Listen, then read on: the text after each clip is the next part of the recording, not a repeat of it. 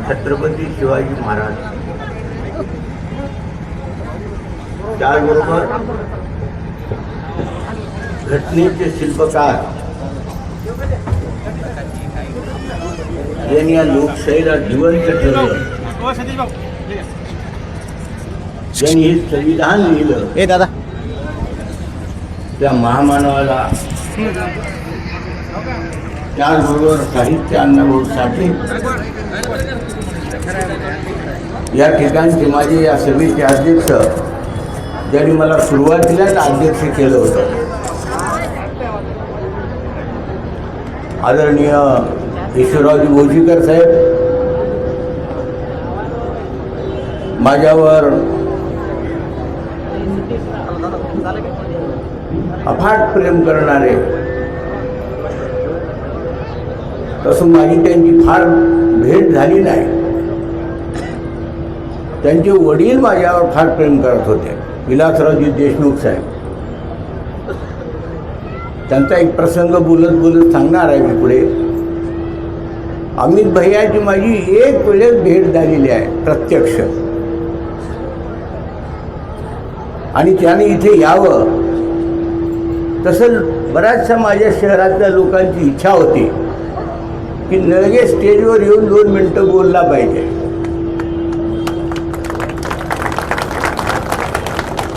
पण माझी परिस्थिती तशी भाषण करण्यासारखी नव्हती. या ठिकाणची सर्व कंधार शहरातील जनता जनार्दन, आवाजात आवाज, माझे सर्व पत्रकार बंधू आणि मायबाप भगिनी, माझी प्रकृती बरोबर नव्हती. परवाच 1.5 महिन्याखाली माझ्या पोटाचं एक ऑपरेशन झालंय, त्यामुळे एखाद्या वेळेस तितकी धार माझ्या भाषणात येणार नाही, पण मी प्रयत्न जरूर करेन.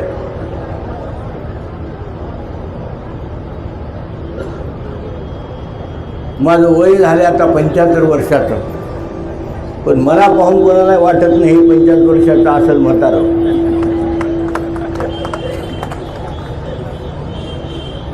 या ठिकाणची ही 25वी नगरपालिकेची निवडणूक अतिशय सगळं नांदेड जिल्ह्यातलं काय प्रकरण झालं किंवा काय आमच्या विल्हेवाट लागली, सगळ्यांना वाटत होतं आशिफरावजी काँग्रेसमधून गेल्यामुळं नळगे सुद्धा काँग्रेसमधून जाणार. पूर्ण गावामध्ये टिमटिम वाजवणारे जे होते, मी तर काँग्रेसमध्ये राहिलो आणि वाजविणारे भाजपमध्ये गेले. एका मुस्लिम समाजाच्या एका नेत्याने एका वार्डामध्ये भाषण केलं. नलगे साहब खुद जाने वाले थे भाजप में, मगर मुस्लिम का वोट नहीं मिलता बोल के वो डर के नहीं गए. मैं जिंदगी में किसको डरा नहीं, डरने वाला नहीं. ऐसे प्रताप के वैसे 10 जेल लेके फिरता हूँ. हमारे लोगों को धमकी देता, बागवानों को बोलता तुम्हारे गाड़ी निकाल दूंगा, खसाबों को बोलता वो काटने का बंद कर दूंगा, तुम्हारी दुकान बंद कर दूंगा. कुछ नहीं कर सकता इन्हें. इसमें कितनी हिम्मत है मुझे मालूम है. वो उधर ही करना उन्हें नांदेड़ के पहलवर या चिखली में. मेरे शहर के लोग सभी शहर है, उसको कोई करता नाही. परवायला उद्या तो भाषण झालं इथं, अजित पवार साहेबांना घेऊन आला होता. आता शहरा मोरा बदलून टाकतो म्हणला.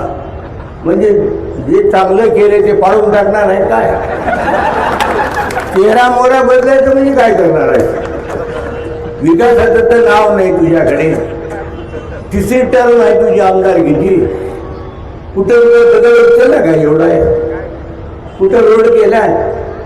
नुसतं पाट्या लावते, नारळ फोडते, पुन्हा त्याच पाट्या दुसऱ्या निवडणुकीला लावते. असा बहादर आहे. परवा कुठतरी भाषण केला माझ्या विरोधात की नळगे म्हणजे भाजपाची बी टीम आहे आणि तुझं अखंड भाजप आहे की.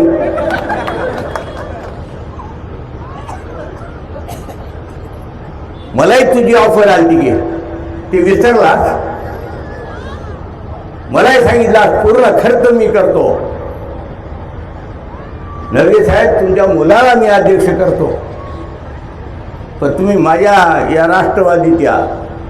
आणि म्हणजे राष्ट्रवादी काय आणि भाजप काय सारखंच की. यायचंच होतं तर मग भाजपमध्ये गेलो असतो की. आणि तू 17 पक्ष बदलला असती, तुझं काय वाकड झालंय.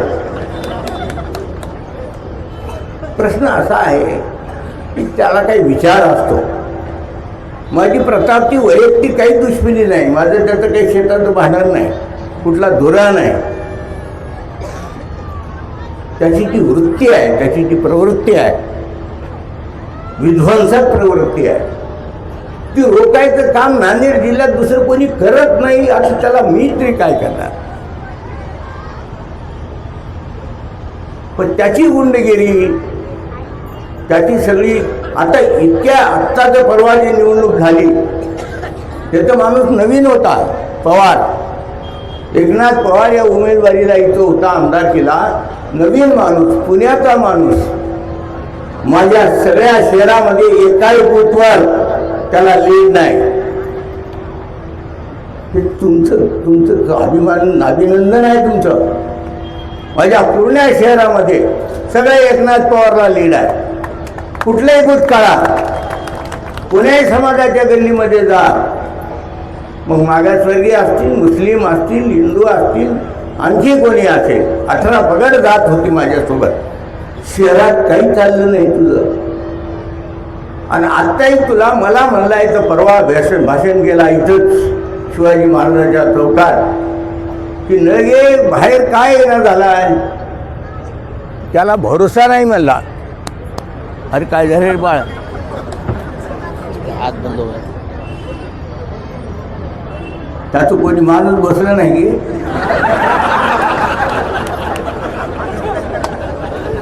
पण मला लाऊडस्पीकर नसला तरी माझा आवाज त्या माईकवर जाऊ शकते. परवा म्हणला की नळगे बाहेर का निघत नाही प्रचाराला,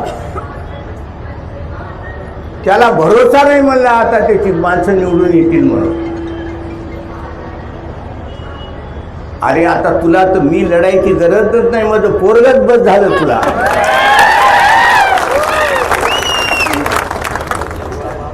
आणि पवारच्याही निवडणुकीमध्ये मी आजारी होतो विधानसभेच्या वेळेस.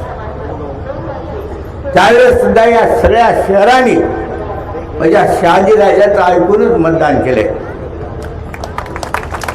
आता दुसऱ्या धमक्या सुरू झाल्या की बाया पोरांना या माय बहिणींना सांगायला लागलाय की लाडक्या बहिणीचे पैसे बंद होतील आम्हाला जर निवडून दिले नाही. कंधार नगरपालिका निवडून दिले नाही तर पैसे बंद होतात काय.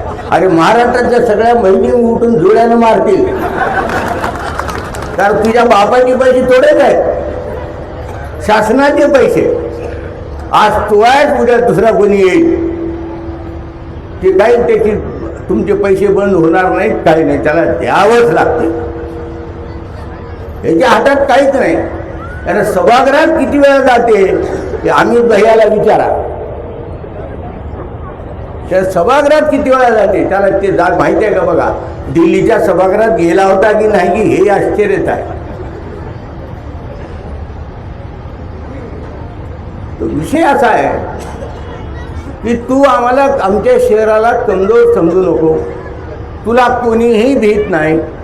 आणि मला तुम्हाला नम्र विनंती आहे, ज्याप्रमाणे त्या एकनाथ पवारला माझ्या शहरानं जशी लीड दिली तशी माझ्या या टीमला सर्वांनी निवडून द्यावं, अशा प्रकारची माझी तुमच्या चरणी प्रार्थना आहे. तुमच्या कामाच्या बाबतीमध्ये काहीही काम असो, माझा मुलगा कमी पडला कामाला त्याचा बाप इथं आहे, त्याची काळजी करायची काम नाही. त्याच्या गुंडगिरीला मी घेत नाही. त्याला वाटते सगळे अधिकारी माझं ऐकतात. अरे तू आमदार आहेस म्हणून ऐकतात रे, तो मी कोणीच नसताना माझं ऐकतात. मग ते कलेक्टर साहेब असतील, SP असतील, DIG असतील, माझे कंधार पोलीस स्टेशन असेल, तहसीलदार असतील, डिप्टी कलेक्टर असतील, सगळे अधिकारी माझ्यावर प्रेम करतात. कारण त्यांना माहीत आहे हे खरं सांगते. ते लबाड आहे ते, त्यांना सगळ्यांना माहिती हे लबाड आहे. आता पदावर असल्यामुळे नाईलाज आहे त्यांचा, याला दारात उभा करायचे नाहीत कोणी. तर विषय माझा सांगण्याचा अर्थ असा की त्यांना इथे येऊन हे कोण्या धमकीला भिणारं गाव नाही, पहिल्यापासून लोकशाहीला मानणारं गाव आहे. मला एका नेत्याचा फोन आला की माझ्या मतदारसंघामध्ये की भाजपचे तिकीट मागायले, म्हणजे मुस्लिम समाज भाजपचे तिकीट मागायले. म्हणजे काय करतात तिथं? लोकशाही पाहिजे, लोकशाहीच नाही तिथं, कशाला मागतील? मागणार तर काय करतात? तो विषय मी नाव याच्याकरता घेणार झालो की ते चांगले दिसणार नाही. आणि सगळ्या माझ्या कंधारच्या पूर्णच सर्व समाजाच्या बांधवांना विनंती आहे की या ठिकाणी खरं म्हणजे अमित भैया एखाद्या नगरपालिकेच्या निवडणुकीमध्ये येतात हे माझं भाग्य आहे. वेळ नाही त्या माणसाजवळ, पण वेळात वेळ काढून इथं आले. तुम्हाला आठवत असेल त्यांचे वडील मुख्यमंत्री होते या महाराष्ट्राचे. नाईक साहेबाचा काळ 11 वर्षाचा गेला आणि विलासरावजीचा काम 8 वर्षाचा गेला. सगळ्यात जास्त मुख्यमंत्र्याचा काळ जसा नाईकचा होता तसा विलासरावजींचा सुद्धा होता. त्याच्याकडे अरे त्या लेकराला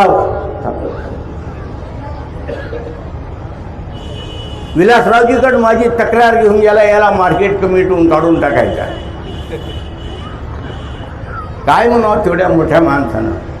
मी त्यांचा कार्यकर्ता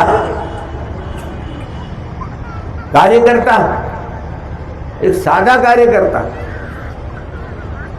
त्यांनी सांगितलं प्रताप पाटील, आणि उलट तेव्हा हे अपक्ष होते, 150 रुपये देऊन आमदार झालेला, हे 150 रुपयाचा आमदार,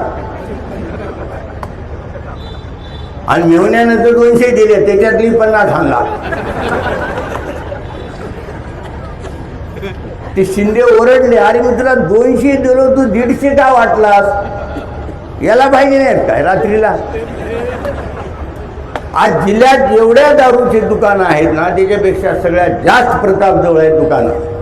म्हणजे माणसं कशी बिघडतील आणि आता जे कसा म्हणतील त्याच्यावरच आहे त्याचा कार्यक्रम. तर विलासरावजीकडे गेल्यानंतर माझी तक्रार केला, याला काढून टाकायचे. ते म्हणले प्रताप पाटील एक लक्षात ठेवा, मला माहीत आहे मला तुमची मदत आहे. तेव्हा थोडेसे 7 का 8 अपक्ष आले होते आणि माझ्या माहितीप्रमाणे कुत्री कॉपरेटिव्हचे मंत्री होते हर्षवर्धन पाटील, ते अध्यक्ष होते त्या सगळ्या अपक्षांचे. त्यांची सुद्धा शिफारस घेऊन गेला. ते म्हणले मी नळगेच्या विरोधात काही करू शकत नाही, ते माझे मित्र आहेत. मी मित्र होऊ शकतो का तेवढ्या मोठ्या माणसाचा? एक कार्यकर्ता साधा, पण ही त्याला जाणत लागते. आणि ते अडचणीत उलट त्यांचं मत ते, पण त्यांनी त्याला जुमानलं नाही. त्याला सरळ सांगितलं मी नळगेच्या विरोधात कुठलीच कारवाई करायची नाही, यानंतर नळगेच्या विरोधात माझ्याकडे कुठलाही अर्ज आणायचा नाही.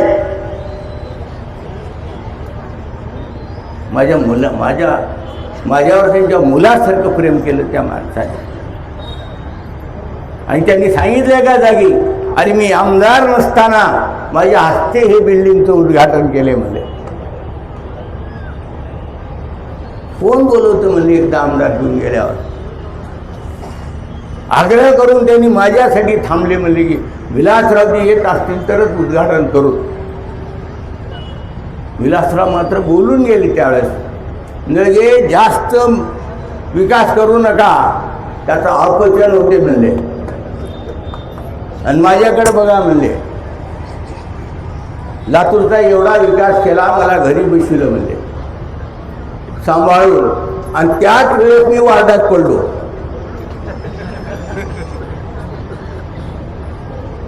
पण मी पुन्हा फॉर्म भरला नाही नगरपालिकेत. आणि जोपर्यंत ही जनता जनार्दन माझ्या पाठीशी आहे, माझ्या शहरातले लोक माझ्या पाठीशी आहेत, तोपर्यंत मी राजकारणात राहणार. तू कितीही पैसे धरत, ज्या दिवशी मला हे सगळे सोडतील त्या दिवशी राजकारण मी सोडून देईन. एवढी गोष्ट लक्षात ठेव. परवा मार्केट कमिटी याची आली निवडून, त्या मार्केट कमिटीमध्ये माझ्या माहितीप्रमाणे 2000 रुपये व्यापाऱ्यांना होतं त्या प्लॉटला, वर्षाला 2000 रुपये प्लॉटला टॅक्स होता. ठीक आहे, ते लावावं लागते. त्याचे 16,000 केला. या सगळ्या व्यापाऱ्याच्या पोटात एवढा मोठा गोळा उठलाय. मग काय करतात, बुरे वो खुदा डरे, असा विषय आहे ना. काय नुकसान करते की याच्याजवळ एकच हत्यार आहे, त्याची आर्थिक नुकसान करणे, त्याला परेशान करणे, त्याच्यावर खोटे गुन्हे दाखल करणे, हेच धंदा आहे याचा. फक्त त्याचं शस्त्र माझ्यावर चालत नाही एवढंच. काय ते काहीही केला तर माझ्यावर काही त्याचा परिणाम होत नाही. आता तुम्ही बघा, पेठ वडदला बघा, तिथं काही राहिलं नाही, नुसते प्लॉट आहेत. या प्रतापसारखं बेश्रम वाढले सगळं तिथं त्या प्लॉटवर. आणि त्यांना नोटीस काढलाय ते बांधा. आता कुठं बांधा, तू प्लॉट तर दाखव. मग ते पेठवडच असेल, बारूळ असेल, कंधारची हालत तशी. रोडना रोड विकले या मार्केट कमिटीचे, आणि ही विकास. आणि माझ्या शहराचा काया पालट करून टाकतो म्हणे. मी म्हणलं बांधलेलं फाडून टाक, म्हणजे काया पालट होऊन जाते. असे माणसं ज्याला विकास झाला म्हणजे त्यांना विजन नाही. फक्त पुण्या याच्यामध्ये आपल्याला लुटता येईल. आता इथं ज्या उमेदवाराला उभं केलाय त्यानं, ते तर लहान आहे, त्याला अजून काही दर 5 वर्षात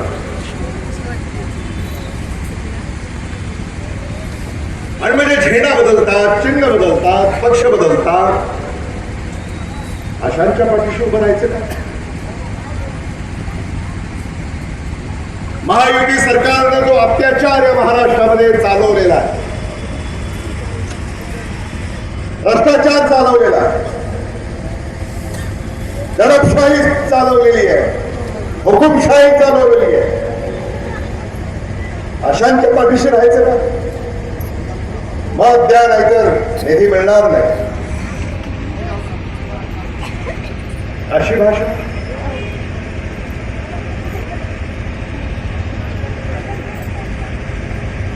टीव्ही तुम्ही पाहताय, वर्तमानपत्र वाचताय, सामाजिक माध्यमामध्ये सुद्धा सगळं पाहताय, ऐकताय, वाचताय.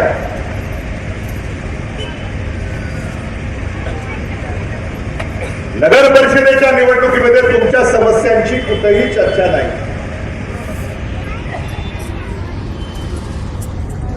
कंधारच्या समस्यांची चर्चा फक्त महाविकास आघाडी करते. कंधारचा विकासही महाविकास आघाडीने केला.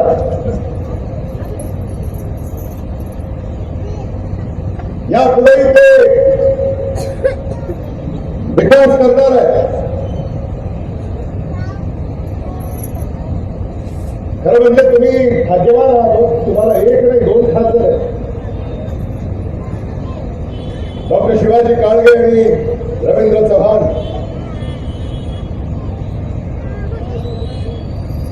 कंधार नगर परिषदेला निधी कमी पडणार नाही. दिल्लीहून निधी आणायचा असेल तर डॉक्टर शिवाजी काळवे आहेत, रवींद्र चव्हाण आहेत. मुंबईहून निधी पाठवायचा असेल तर अमित देशमुख आहेत. आणि हा निधी कोणीही हिरावून घेऊ शकत नाही. हा निधी हिरावून घेणारा जो या महाराष्ट्रामध्ये जन्माला यायचा आहे. कारण या निधीचं रक्षण परमपूज्य डॉक्टर बाबासाहेब आंबेडकरांनी त्यांच्या संविधानातून केलं. कंधारातले आमचे अनेक नागरिक अजूनही विकासाच्या प्रतीक्षेत आहेत. काही ठिकाणी अजूनही विकास आपल्याला पोहोचवायचा आणि त्याच्यामधल्या अडचणी आता महाविकास आघाडी दूर करणार आहे. आणि तुम्ही आश्वस्त राहा, या ज्या काही अडचणी आहेत आम्ही खासदार आमदार म्हणून त्या दूर केल्याशिवाय राहणार नाही. मग भीमगड असेल, साठे नगर असेल, प्रियदर्शनी नगर असेल आणि त्यांच्या समवेत इतर नगराचा जो विकास रखडलाय तो येत्या 5 वर्षात सर्वांगीण विकास करण्याचा शब्दही मी आपल्याला महाविकास आघाडीच्या वतीनं या ठिकाणी देऊ इच्छितो. कंधार एक ऐतिहासिक शहर आहे. कंधारचा किल्ला हा राज्य देश जग पातळीवर त्याचं नाव आहे. त्या किल्ल्याकडेही या सरकारचं दुर्लक्ष झालेलं आहे. त्या किल्ल्याची दुरवस्था होत चाललेली आहे. त्या किल्ल्याच्या माध्यमातून काही पर्यटन जर इथं होऊ शकलं,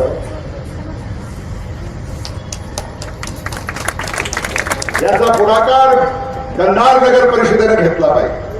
त्याचा एक आराखडा आम्ही तयार करू, केंद्र आणि राज्य सरकारकडे त्याचा पाठपुरावा करू आणि या मराठवाड्यातल्या ह्या ज्या काही वास्तू आहेत, इतिहास आहे, त्या इतिहासाला जोपासण्याचं काम सुद्धा आपल्याला या निमित्ताने करावं लागेल. जोवर कंधारला लोक येणार नाहीत, लोक व्यापार करणार नाहीत, व्यवसाय करणार नाहीत, तोवर कंधार येथे आर्थिक क्रांती होणार नाही. एकेकाळी राष्ट्रकुटाची उपराजधानी म्हणून कंधारला आपण ओळखतात. आणि याच कंधारमध्ये जे मागासलेपण आहे आणि महायुतीच्या सरकारमुळे हे मागासलेपण वाढत चाललेलं आहे, ते कसं कमी होईल किंवा कसं दूर होईल यासाठी आपल्याला खऱ्या अर्थानं प्रयत्न करण्याची गरज आहे. नगर कंधार नगर परिषद ही निवडणूक आहे.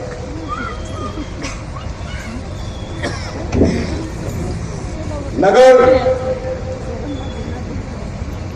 नळ गटर रस्ता,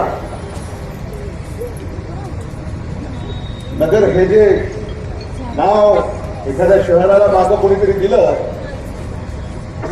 तर ते का दिलं असेल? ते कदाचित ह्या पायाभूत सुविधा एखाद्या शहरामध्ये आवश्यक असतात म्हणून नगर. आणि म्हणून पाणी पुरवठा, रस्ते, गटर, स्वच्छता, आरोग्य, पर्यावरण, सुरक्षा, कायदा, शिक्षण, व्यापार, उद्योग, रोजगार, बाग बगीचे, बाजारपेठा,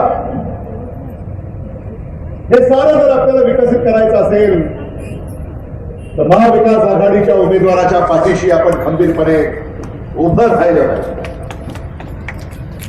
आज जी चर्चा महायुतीचे सारे नेते करतायत ते फक्त महाराष्ट्राच्या तिजोरीची. एक म्हणतो महाराष्ट्राच्या तिजोरीची चावी माझ्याकडे आहे, दुसरा म्हणतो महाराष्ट्राच्या तिजोरीचा मालक मी आहे. तिसरा म्हणतो असेल महाराष्ट्राच्या तिजोरीची चावी एखाद्याकडं असेल महाराष्ट्राचा तिजोरीचा मालक दुसरा, महाराष्ट्राच्या तिजोरीमध्ये जो माल आहे तो माझ्याकडे. अशी कधी चर्चा आपण ऐकली होती?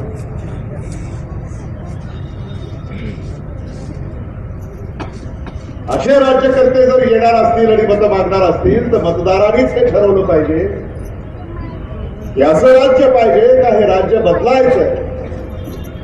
आणि राज्य जर बदलायचं असेल तर हीच ती वेळ आहे. कंधार नगर परिषदेची निवडणूक, इथे आता तुम्ही जे मतदान कराल इथून बदलाचे वारे वाहू लागतील. आणि मग पहिल्यांदा कंधार, दुसऱ्यांदा दिल्ली, तिसऱ्यांदा मुंबई. महाविकास आघाडीचा झेंडा इथं फडकवल्याशिवाय आपण स्वस्थ बसायचं नाही, हा निश्चय या ठिकाणी आपण सगळ्यांनी आज केला. तर म्हणजे आज नळगे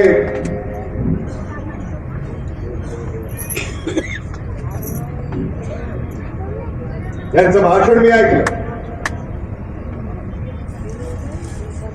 आपण खूप छान भाषण केलं आणि लोकांना ते आवडतं. तुम्ही आता तिसऱ्यांदा जर इथे येऊन बोललात तरी टाळ्या होतील. आणि म्हणूनच आदरणीय विलासराव देशमुख साहेबांचे ते लाडके असत. आणि जो जिव्हाळा तुमच्यामधला होता तोच जिव्हाळा आता माझ्यामध्ये आणि आपल्यामध्ये आहे. माझ्यामध्ये आणि आपल्यामध्ये हे मला मुद्दामून या ठिकाणी सांगायचं. आणि कंधारची ही तोप आहे आणि तोपेला कधी काही वेळ मर्यादा घालता येते का?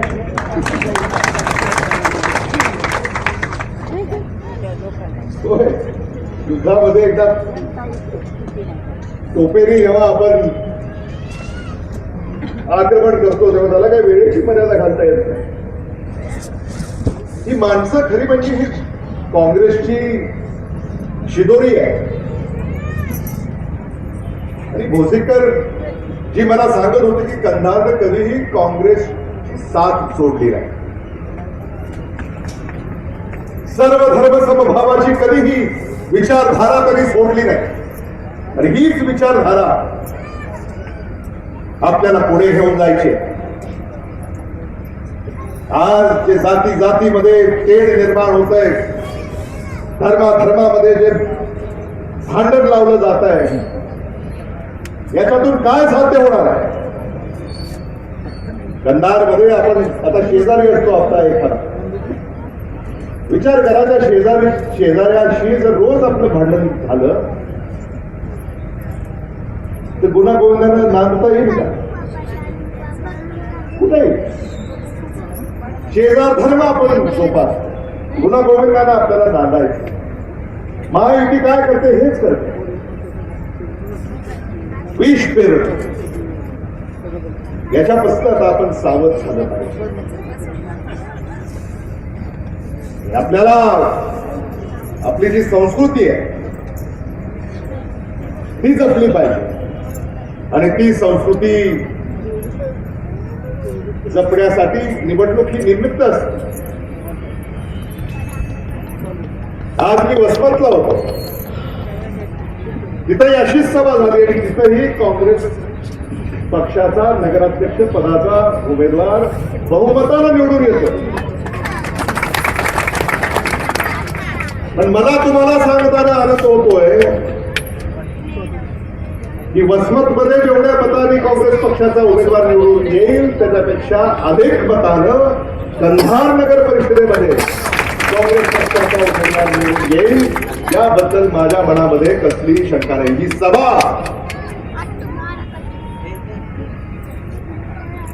नळगे आपल्याला म्हणाले की विजयी सभेला मला बोलवणार आहात आपण. तुम्हाला सांगायला हरकत नाही, विजयी सभाला मी आता हजर आहे. ही विजयी सभा आहे. आता तुम्हाला जे मला बोलवायचं आहे ते आभाराच्या सभेला बोलवायचं. मतदारांना मला एकच प्रश्न करायचा आहे, नळगेंना निवडून द्यायचे की नाही बहुमतानं? हातवर करा. आता निवडून देणार हे तर आता तुम्ही सांगितलं. नगराध्यक्ष पदाच्या उमेदवाराला आणि नगरसेवक पदाच्या उमेदवाराला आता किती मतानं निवडून देणार? आता हे टाळ्या वाजवून सांगा बरं. लीड वाढवा अजून.